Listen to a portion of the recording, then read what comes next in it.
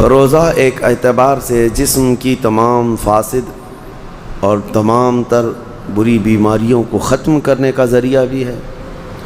اسی طرح سے اللہ تعالیٰ نے جب آپ کو مال دیا ہے تو اس مال کی حفاظت کا بھی طریقہ اللہ نے بتایا کہ سال میں ایک مرتبہ تم اپنے مال کی زکوٰۃ نکال دو تو یہ مال کا میل نکل جائے گا۔ اس کو احادیث کریمہ میں بھی بیان کیا گیا ہے۔ آپ اگر دن بھر کام پہ رہتے ہیں تو 2 دن ہو جائے، 4 دن ہو جائے، 8 دن نہ ہو، 8 دن ہو جائے، اگر آپ نہاتے نہیں تو آپ کے بدن سے بدبو آنے لگ جائے گی اور لوگ قریب آنا چھوڑ دیں اور یہ جسم کی بدبو بڑھتی چلی جائے گی۔ اس کے لیے آپ کو نہانا ضروری ہے۔ کوئی بھی آدمی ہو دنیا میں وہ اپنے جسم کی صفائی کے لیے نہاتا ضرور ہے، کوئی 2 دن میں، کوئی روزانہ، کوئی 3 دن میں، لیکن نہاتا ہے۔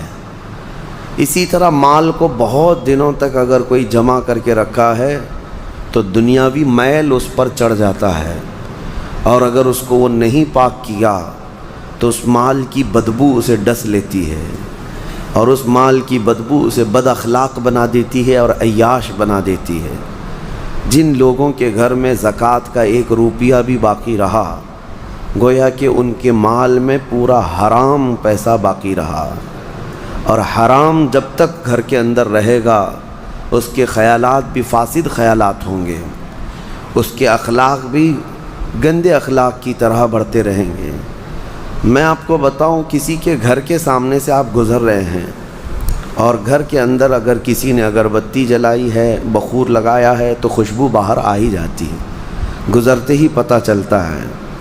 لیکن اگر کسی کے گھر کا ٹوائلٹ ٹوٹ چکا اور اس کی غلاظت گھر کے اندر بہہ رہی ہے تو اس کی بدبو صرف گھر والے نہیں، باہر والے بھی سونگھنے لگ جائیں گے۔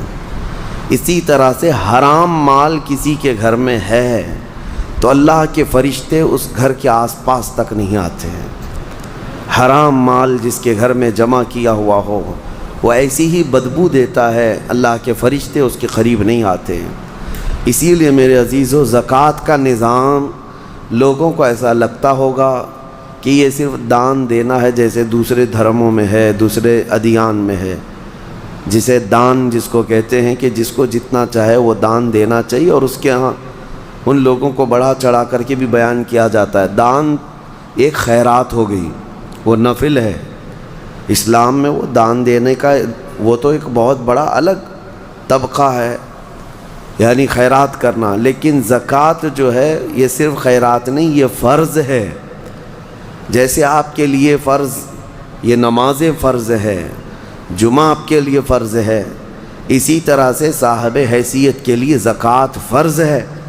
اور اگر اس نے زکوٰۃ نہیں نکالا تو اس کے متعلق قرآن کیا کہتا ہے سنیں، والذین یکنزون الذهب والفضة ولا ينفقونها فی سبیل اللہ فبشرہم بعذاب علیم۔ محبوب، جو لوگ سونا اور چاندی کو جمع کر کے رکھ لیتے ہیں اور اللہ کی راہ میں اس کی زکوٰۃ نہیں دیتے یا خرچ نہیں کرتے، آپ ان کے لیے دردناک عذاب کی بشارت دے دیجئے۔ اللہ فرما رہا ہے اپنے محبوب سے، ان لوگوں کو دردناک عذاب کی بشارت دے دے۔ کیا ہوگا؟ یوم یحمى علیہا فی نار جہنم فتکوی بہا جباہہم وجنوبہم وظہورہم ھذا ما کنزتم لانفسکم فذوقوا ما کنتم تکنزون۔ اللہ فرماتا ہے جس دن آگ تپائی جائے گی، جہنم کی آگ تپائی جائے گی، بھڑکائی جائے گی، تو اس آگ کے ذریعے سے ان کی پیشانیوں کو داغا جائے گا، ان کے بازوؤں کو داغا جائے گا، ان کے پیچھے والے حصے کو داغا جائے گا اس گرم تپی ہوئی آگ سے، اور پھر اس سے کہا جائے گا ھذا ما کنزتم لانفسکم، یہ تو وہی ہے جو تو نے اپنے لیے خزانہ کر کے رکھا تھا، یہ وہی ساری چیزیں ہیں جو تو نے اپنے لیے سیف کر کے رکھا تھا۔ فذوقوا ما کنتم تکنزون، جو کچھ تم جمع کرتے تھے اب چکھو آج کے دن، آج اس کو چکھو، یہ کہا جائے گا، اس کو چکھایا جائے گا اور عذاب میں مبتلا رہے گا۔ یہاں تک کہ یہ تو قیامت کے دن کے عذابات کا ذکر ہے، اور قبر کے متعلق فرمایا گیا کہ اس کی میت قبر میں رکھ کر کے چلے جانے کے بعد سے لے کر قیامت قائم ہونے تک ایک خوفناک سانپ اس کے گلے میں پھندا ڈال کر قبر میں بیٹھا رہے گا اور اس کی ناک کی ہڈی کو ڈستا ہوگا اور چوستا ہوگا۔ وہ قبر والا پریشان اس عذاب سے اس کو دور کرنے کی کوشش کرتا رہے تو وہ سانپ کہتا ہے کہ تو مجھے کیوں الگ کرتا ہے، میں تیرا مال ہی تو ہوں جسے تو دنیا میں بہت زیادہ عزیز رکھتا تھا، میں تیرا سونا چاندی اور تیرا جمع کیا ہوا مال ہی تو ہوں، تو اب اس سے مجھ سے چھٹکارا اس وقت تک نہیں حاصل کر سکے گا جب تک اسرافیل علیہ السلام سور نہ پھونک دیں۔ میرے عزیزو، یہ جو وعیدیں آئی ہیں ان لوگوں کے لیے ہیں جنہوں نے اپنے مال کا حق اللہ کی راہ میں نہیں دیا۔ آپ دیکھیں اللہ کریم نے جو کچھ بھی دیا ہے آپ کو، یہ آپ کی اپنی محنت نہیں۔ جو اگر یہ سمجھتا ہو میں نے اپنے خون پسینے کی محنت سے یہ سب کمایا ہے، یہ خام خیالی ہے میرے عزیز۔ اللہ تبارک و تعالیٰ اگر نہ دینا چاہے تمہاری ناک زمین پر گھس جاتی، وہ ایک سکہ بھی تجھے نہ ملتا۔ رب تعالیٰ کی یہ عنایتیں ہیں جو تمہیں مال دیا، لیکن جس نے دیا کیا تم سے اس نے پورے آدھے مال کا تقاضا کیا؟ رب تبارک و تعالیٰ نے یہ فرمایا کہ تم کو اگر 1,00,000 روپے کی قیمت کی کوئی چیز آج دنیا میں دی گئی تو 50,000 اللہ کی راہ میں دے دینا، یا 1/4 25,000 دے دینا، 1 پاؤ حصہ دے دینا۔ نہیں، دنیا تو تقاضا کرتی ہے پرسنٹیج کا۔ یہاں رب تبارک و تعالیٰ نے پورے سال میں، وہ بھی انکم پر نہیں، سیونگ پر۔ یاد رکھو دنیا کی جو ٹیکس ہیں، جتنی بھی ڈپارٹمنٹ ہیں، وہ تمہارے انکم پر ٹیکس لگاتی ہیں۔ انکم جتنی ہو رہی ہے اس پر ٹیکس ہے۔ انکم ٹیکس کیا ہے؟ آپ جتنا کما رہے ہیں اس پر ٹیکس آتا ہے، لیکن میرا مولا تمہارے انکم پر نہیں۔ تم سال میں کروڑ روپے بھی کماتے کیوں نہ ہو، لیکن اگر بچتا کچھ نہیں ہے تو زکوٰۃ کچھ بھی نہیں، زکوٰۃ کچھ بھی نہیں ہے۔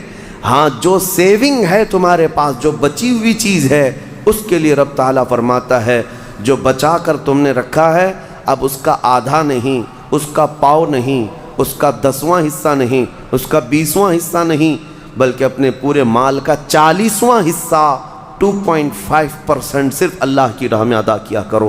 باقی 97.5% تمہارے پاس سیف رہتا ہے، 97.5% تمہارے پاس۔ مجھے حیرت ہوتی ہے زکوٰۃ کے اس نظام کو، کبھی میں سوچتا ہوں اتنا 2.5% نکالنے سے ہوتا کیا ہے؟ کس کا بھلا ہوگا؟ نکالنے والے کا کیا نقصان ہونے والا ہے؟ کچھ بھی نہیں۔ اور جس کو دے رہے ہیں اس کا کیا ہوگا؟ نہیں۔ یہ رب ذوالجلال کی حکمت بالغہ ہے۔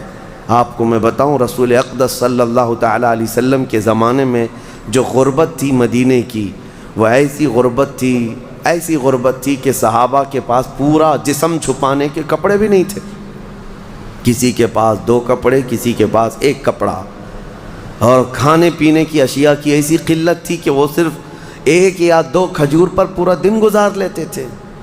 ان کے پاس ہتھیار خریدنے کے لیے پیسے نہیں تھے، جو جنگوں میں ایسی لکڑیاں لے کر چل پڑتے تھے۔ غربت کا عالم یہ تھا۔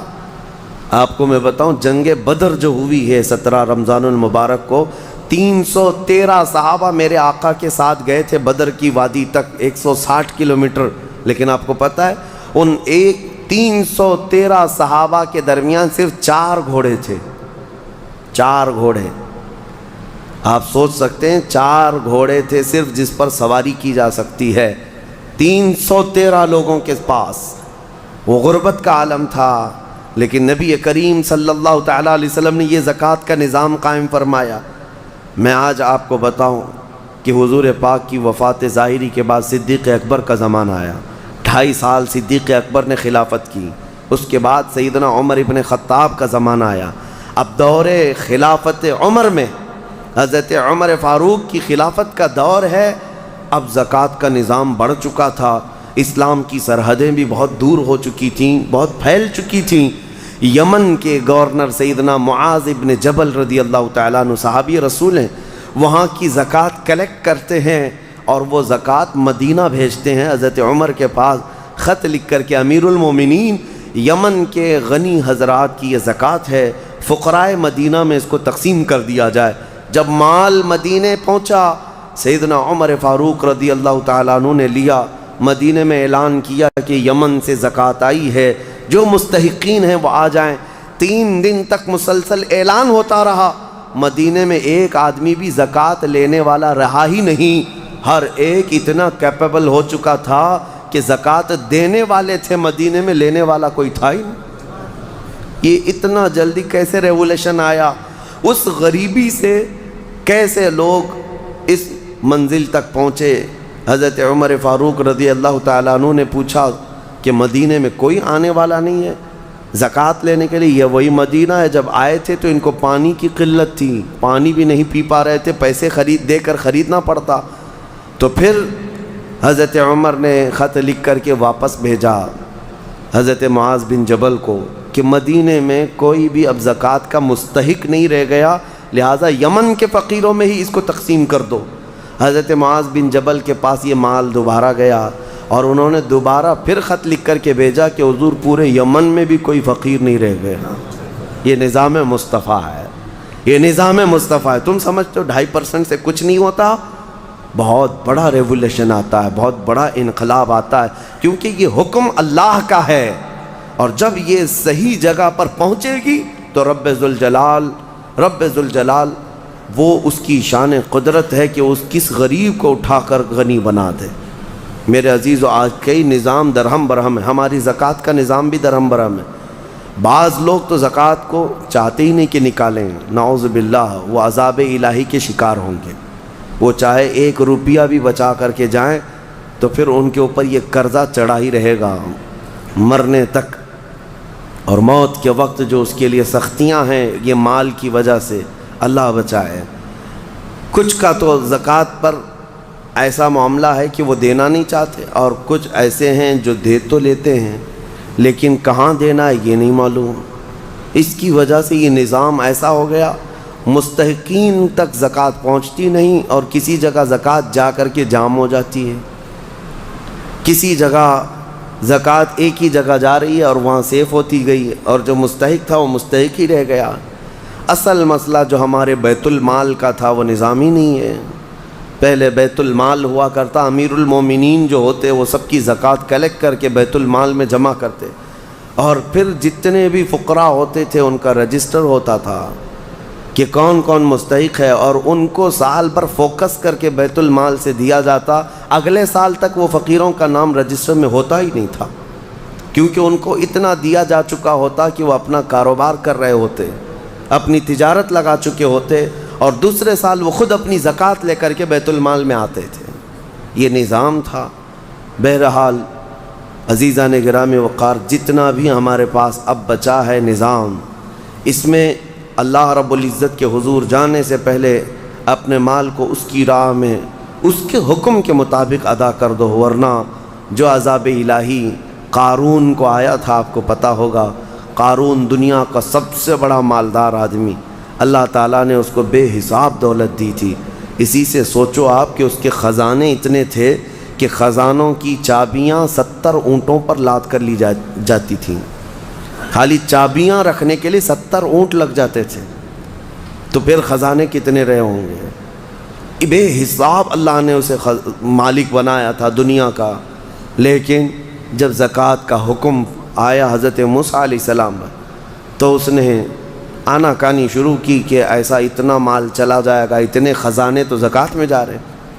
موسیٰ علیہ السلام نے اس کے لیے رعایت کی درخواست کی، تو رب تعالیٰ نے کتنی رعایت کی پتہ ہے؟ کہ قارون کے لیے زکوٰۃ اتنی کہ وہ 1000 میں 1 روپیہ دے، 1000 میں 1 روپیہ دے۔ آج آپ 100 میں 2.5 روپیہ دیتے ہیں، اور اتنے بڑے مالدار کو، کیونکہ رب تعالیٰ بہتر جانتا تھا، جب اس نے اس کا بھی کیلکولیشن کیا تو کئی خزانے زکوٰۃ میں نکل رہے تھے۔ اب اس کا دل نہیں مانا کہ اتنے میں خزانے کسی کو مفت میں یوں ہی دے دوں۔ مال ایک ایسی چیز ہے جب کسی کے دل پر یہ غلبہ کر جاتی ہے تو وہ اپنے باپ کو بھی نہیں تسلیم کرتا، نہ اپنے بیٹے کو تسلیم کرتا۔ اسی لیے میرے آقا صلی اللہ علیہ وسلم نے فرمایا، مال کے طلبگار کتے کی طرح ہیں۔ کتا جو ہے مردہ کھانے کے لیے جاتا ہے، پورا بیل کھا تو نہیں سکتا لیکن دوسرے کتے کو برداشت بھی نہیں کر پاتا، کھاتا تو نہیں ہے پورا، لیکن کوئی دوسرا کتا آئے تو بھونکنے لگے گا، دانت نکالے گا، اس کو چیخ مارے گا۔ یہ حدیث پاک میں مثال اللہ کے حبیب نے فرمائی ہے کہ دنیا کا طلبدار کتے کی طرح ہے اور دنیا مردار ہے۔ اس مردار کو کھانے کے لیے جتنے جھپٹ پڑے ہیں وہ اپنے سگے بھائیوں کو بھی اپنے کاروبار میں برداشت نہیں کر پاتے، شریک اس کو پارٹنر برداشت نہیں کر پاتے۔ میں یہ عرض کر رہا تھا قارون کے متعلق، اس نے موسیٰ علیہ السلام پر زنا کی تہمت لگانے کا ارادہ کر لیا کہ میں ان کو ڈیمیج کر دوں گا تاکہ پوری قوم میں ان کی امیج گر جائے، ختم ہو جائے۔ لیکن موسیٰ علیہ السلام پر وہ تہمت لگا نہ سکا۔ جس عورت کو اس نے پیسے دے کر خریدا تھا وہ عورت بول پڑی کہ مجھے قارون نے اتنے پیسے دیے موسیٰ پر تہمت لگانے کے لیے۔ حضرت موسیٰ علیہ السلام کو جلال آیا، آپ نے صرف اتنا حکم کیا کہ اے زمین قارون کو نگل جا۔ زمین پھٹ گئی، قارون اندر جانے لگا۔ عذاب کو اپنی آنکھوں سے دیکھنے کے بعد بھی مال کا جو حریص ہوتا ہے، لالچی ہوتا ہے، اس کی طلب کیا رہ جاتی ہے پتہ ہے؟ اس وقت جب زمین اسے نگل رہی ہے وہ موسیٰ علیہ السلام سے یوں کہتا ہے، اے موسیٰ تم مجھے دھسا کر میرے خزانوں پر قبضہ کرنا چاہتے ہو، میرے مال پر تم قابض ہونا چاہتے ہو؟ موسیٰ علیہ السلام نے کہا اے زمین رک جا، ٹھہر جا۔ وہ جتنا دھسا تھا وہیں رکا۔ پھر آپ نے حکم فرمایا زمین اس کے پورے خزانوں کو نگل جا۔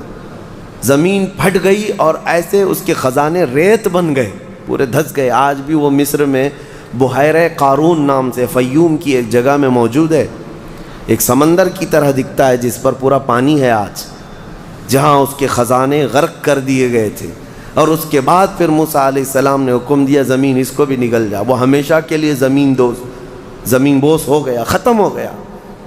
اور اس کا ذکر قرآن پاک میں بھی اللہ تعالیٰ نے فرمایا وَآتَيْنَاهُ مِنَ الْكُنُوزِ، ہم نے اس کو خزانے دیے تھے، لیکن اللہ کی راہ میں جب دینے کی بات آئی تو پھر دل پسیج گیا اور دل کے اندر نہ جانے کیسے کیسے خیالات آئے کہ میں نہیں دوں گا۔ آج جس کو مال کی محبت غالب ہو گئی اس کا حشر قارون کے ساتھ ہوگا قیامت کے دن۔